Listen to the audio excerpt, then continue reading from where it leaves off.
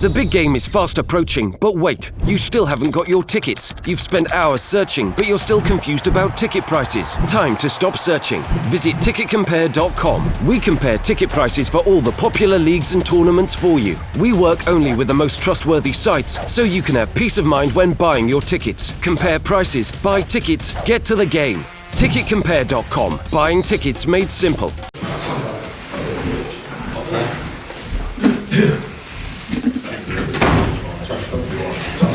Hello. It's warm in here. That sun's been shining, you see. Sorry I'm late, by the way. But I couldn't be asked. Rather than give me some naff excuse, you know, I'll just tell you the truth. It's got. Couldn't be asked. That was a joke. It was a joke. They're still going.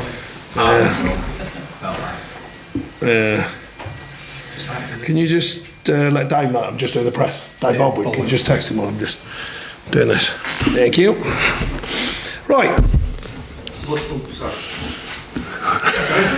I'm in there, yeah, you take it away, yeah, fine.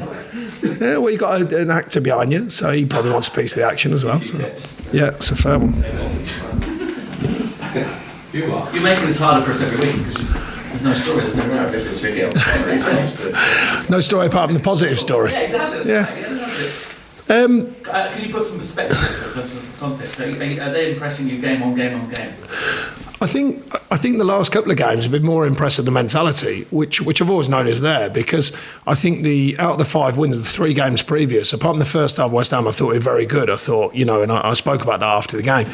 But the last couple of games we haven't been as good, but we've done what you need to do to win a game, and I've been very impressed with that, because we've always made it clear, or I've certainly made it clear, that you know, for teams like ourselves in the Premier League, you've just got to find a way of getting points on the board. And sometimes it's really nice and everyone enjoys it and you can watch it and it's good to watch and you can win and everyone's happy. Sometimes you just have to find a way. Sometimes you have to dig in, you have to defend. And I think we've done that at Watford. And I think we did it against Leicester. Only second half. I thought first half we were pretty decent.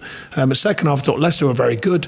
And we had to find a different way of making sure that we got the result. So I've been impressed with the mentality, impressed with the way the players are going about it, the open-mindedness to what comes next. You know, because obviously after getting to 40, then it was, could we get beyond last season? We did that, but then it's been, okay, well, let's keep going. And I've been really pleased with that. I know you're getting the points, but on the pitch, are they working things out for themselves better than they sort of have? Well, I do think that's the ongoing... The higher level you work at in anything in life, I think you do adapt. And if you don't adapt, guess what? It finds you out and you're out. But if you continue to adapt, like virtually all the players here continue to do, then you learn more about it, you get more experienced. And I think there's been that this season. I've mentioned it all season, just, an assured edge, I call it. Just when there's less, it's hard to really put words on it, but kind of that look about aside, where no matter where we've gone, home and away in the Premier League, we just look a bit more assured with it all. It looks a bit more familiar, the whole feel of a Premier League. You know, it was last season, we got back up there and it's hard. Everyone's thinking every game's enormous, every point is like life or death to stay in the Premier League. We did that last season, and I think we've moved on again this season, where a lot of the players, as I suggest, they just look a bit more assured, a bit more, okay, this is my life at the moment in the Premier League. They know there's work to be done in every game, but you understand there's just a bit more of that feeling about the group that we can take on a game. And if we have a tough run like we did after Christmas, it's not... There was never any panic involved. There was never any overthinking it. The players knew, I thought they knew, and I certainly knew they were playing pretty well, actually. There were some tight margins. There was a few decisions, as I've mentioned. But generally, the performance levels were consistently decent. And if you do that over a season, it will at some point pay you back, or certainly that's what I believe. And when you're looking for freshness amongst your players, you get that on the back of 5 wins. You know, this time of the season people are tired, but you're not seeing that from the stats because everyone wants to play. Well, I think it's certainly helpful. You know, the winning feeling is what we all crave. And it does give you that bit more, you know, that feeling, that extra skipping your step, you know, the old-fashioned things. It does. It gives you that little lift, and then everything feels a bit better. Everyone feels a bit better about themselves. You know, the crowd are buzzing, the team are buzzing, and it does instill that extra bit of confidence and the freedom to go and play, as I talk about a lot. You know, when you're winning, it does allow you more of a free edge to your game, where you can almost have that nice clear focus that I'm ready to play, I want to take on the game and go and deliver a performance. And sometimes it can get bogged down a bit if you're not playing so well or results are against you. When they're for you, you've got to enjoy that feeling, because it's hard to come by in the Premier League, and we've done that successfully on a number of occasions this season. Is the mindset then, why not the top six? You're 2 points away. Why no, the mindset. The next game is the most important. We've stuck by it for a long time here. It's very difficult, you know. I said after last week's game that to win back to back in the Premier League is very difficult. But then when you get 3, 4, and then you add in 5, then all of a sudden that's an amazing run for clubs outside of the top 6. You don't even see it that often with all of the top 6, but it's rare you see it outside of the top 6, 7 clubs. So we're very, very pleased with the players on how they've performed during this period. In terms of Chelsea, I mean, that first win kind of set the tone for the season. Was that the most strange team talk you've ever given at half time, bearing in mind? It was definitely one that I hadn't planned on, I can assure you. We had a little meeting with the staff, and they said, what do you think? And I said, I don't know. So what do you want to tell them? 3-0 up and Chelsea. Then we just waffled on and kept our fingers crossed, and we managed to get that one over the line. The big thing for that, looking back on that game, was it's not just a great result against the top side. You've got to remember there was a story the season before about one win in a season. Well, that's gone immediately. The fact that you've won a game so early, and you win, by the way, because everyone, apart from the real superpowers, everyone waits for the first win, and it makes a story if you don't get that first win in a number of games. Well, that's gone immediately. So your away win and a win have cleared up immediately. So, it changes the immediate feel of a season. It doesn't guarantee anything, but it just changes the immediate feel. And goes, okay, one away, and we've got a win under our belts. We've got points on the table. And everyone just goes, okay, well, great start. Let's just move on from there. And we've not really looked back. Like I say, even with a tough period of that 11 games, our performance levels were still pretty decent. A couple of blips in there, but pretty decent, I felt. Even at that moment, were you thinking this might not be survival, or did that come later? I mean, because you never Spurs. No, it's not really about survival. Your story is survival, and it has to be, of course. It makes a story, but we were really thinking about, can we build on last season? It's not. Everyone talks about 40 points, but there's a different way of viewing it. 40 points, generally speaking, is survival, to put it bluntly. But we were really looking as could we move on from last season? Could we literally, obviously, on the table, but could we move on with our performance levels and how we're developing as a side and a club? And I think we have. So it's a win-win. For me, the development thing's very important, but equally, I know that I'm measured, or my job's measured on a league table, and we've gone beyond that as well. So it's a win-win for us. Well, I'll ask a couple of other issues. I think Everton have got a poll seeing how the manager's doing. I guess at this stage you'd welcome a poll of Burnley fans. Well, different strokes for different folks. Everyone has a different way of doing their business. We just concentrate on what we do here, But I think it's fair to say that there's a lot of happy people around Burnley at the moment, and a lot of well-wishers outside of it. I think it's currently a good story about football. We all know the glory of the superpower clubs and some amazing football that we see in the Premier League and have done this season. I think everyone's still got just that little feeling. They like to see a bit of an underdog. They like to see a different story. And we're turning into one of them this season. And long may that continue, of course. Just a winter break they're talking about for 2020. Is that something, as a manager, you welcome? Would it help? I welcome it here. I don't know whether anyone noticed the sun came out today, and we can't believe it. It's like 15 degrees, and I think it was last week on Friday, it was like 4 degrees or 5 degrees. So winter break might be interesting up here. But no, I mean, I'm not. I think it comes in probably because eventually it was going to. And as I've always said it, the teams that have European competition, joking apart with ourselves challenging for that, but they have a lot of games, and if you have a cup run, etc., it probably is a good idea as long as it's fitted in, which I believe they're finding a way that it can fit in without disrupting too much of the rest of the league, and that little break. Probably a good idea, but equally, I think the timing. I think it's going to be slightly after. So therefore, you still get the Christmas period. So people will still get their, the Boxing Day games, New Year's games, etc., because I think that's part of the history of this country's football, and I think that's an important thing to recognise as well. Thank you. Sean, Jack sat there before and said that there's an excitement around the training ground. He's an excitable character, as well. I bet he was bubbling, Jack, knowing him how I do. Yeah. Was he? Incredible. Good from him. Good from him. There you go. Well, if 10 being really excitable, was it about 2? Because that's normally his excitement level, Corky's. Highest 1 or 10? Well, 10 being highest, because in my experience, he's quite calm, Corky. Yeah, maybe a 6. Oh, okay, all right, I'll commend him. We'll see him tomorrow morning. I was able to do a heat in here, yeah. He'd had a bit of sun on his back today, yeah. Yeah, there was some other comments. He's top man, Corky. He's top man. Oh, okay.